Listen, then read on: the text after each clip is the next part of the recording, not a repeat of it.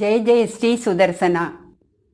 1000 ஆண்டு கால ஆழ்வார்களால் பாடல் பெற்ற 108 திவ்ய கஷேத்திரத்தில் திருக்குடந்தை கும்பகோணம்ன்ற என்ற ஊருக்கு பக்கத்தில் இருக்கிற திவ்ய கஷேத்திரத்தை பற்றி சொல்லின்னு இருக்கேன்.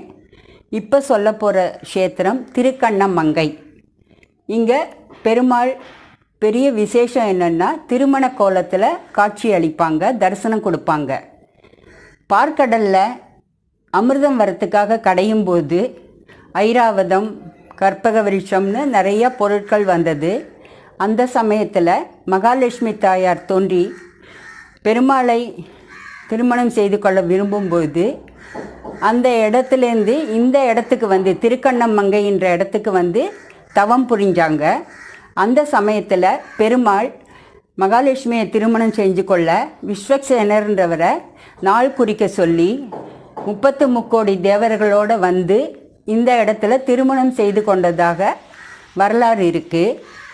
அந்த சமயம் 33 கோடி தேவர்களும் அந்த இடத்துல வந்து தாயாரையும் பெருமாளையும் திருமண கோலத்தில் பார்த்தாங்க. தரிசனம் பண்ண போது திரும்பி போக மனசு இல்லாமல் அந்த இடத்துல தேனீ கூடா எல்லாரும் தேனீயாக இருந்துட்டாங்க. இப்போவும் அந்த இடத்துல தாயார் சன்னதி பக்கத்தில் போனீங்கன்னா தேனீ கூடு இருக்கும். ஆனால் அந்த தேனீ எதுவும் பண்ணாது, கடிக்காது, ஒன்றும் பண்ணாது. அந்த தேனீக்கும் நிவேதனம் உண்டு.